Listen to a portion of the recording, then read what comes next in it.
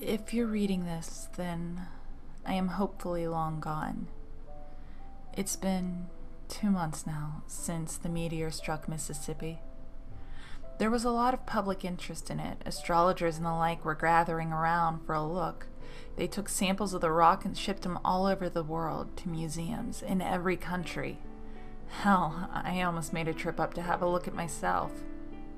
But I had an interview with a potential employer.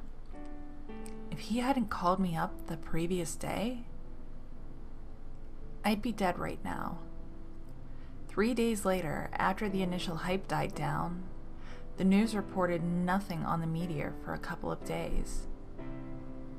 The next thing I heard about it was when I got home from the pub and turned on the late night news. I was just in time to catch a breaking news article. The worried-looking reporter informed me that almost everyone who had been in the vicinity of Mississippi when the meteor went down had been hospitalized. Their symptoms were similar to those that a corpse experiences during decomposition. 10 people had already died, mostly the elderly and very young. Scientists and geneticists from all over the globe were working frantically to find a cure. Being smarter than the average bear, I gathered up some supplies and prepared for an epidemic. Years of being paranoid beyond reason was finally about to pay off. The news the next day had a lighter tone. A Chinese scientist had worked out that the meteor had contained an alien strain of bacteria that slowly broke down tissue.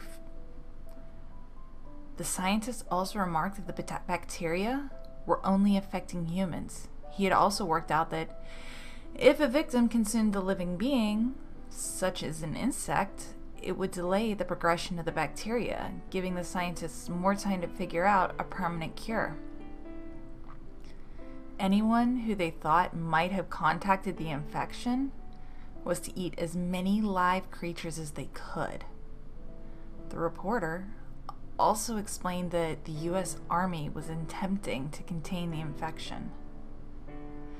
They failed. Anyone who's read Stephen King's book, The Stand, will have an idea of how the bacteria made its way around. It passed through the air, but to catch it, you had to be near someone who was infected. Because the symptoms took between 3 to 5 days to kick in, people didn't realize they were infected. In a week, Victus Sum disease, as it had been named, was global. I had barricaded myself in my house with towels and blankets stuffed into every crack. I had the TV tuned to the news day and night. The scientists had not predicted that the bacteria would adapt to infected people's efforts to try and keep it at bay. Victims all over the world were claiming that insects were no longer working. People were starting to catch small mammals and eat them. As days went by, people were eating slowly larger and larger animals.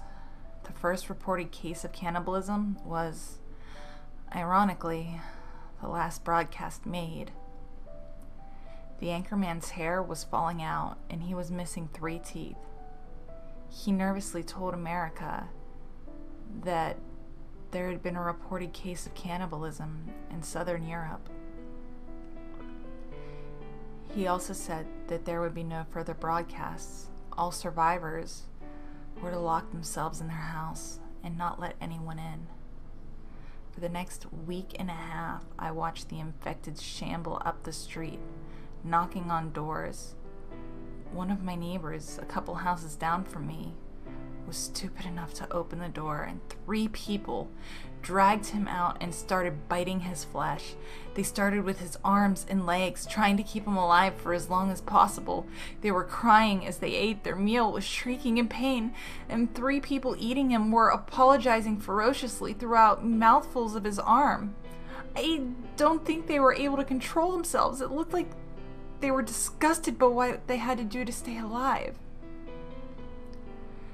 They tried to break into my house 5 or 6 days later, but my barricades held. They were outside, begging me to let them in.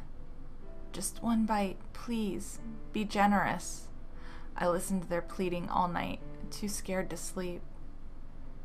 I suppose I should explain why I'm writing this. I am infected.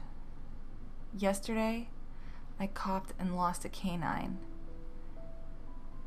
and I spent the night pulling out my teeth, easing them out one by one. It didn't hurt, they just slid out, like pulling up carrots. Anyways, as I was saying, I'm infected. The bugs have stopped working, and the wild animals have long since run away.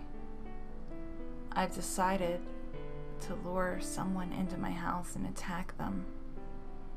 It sounds so wrong writing this out, but I don't want to die, and I'm so hungry.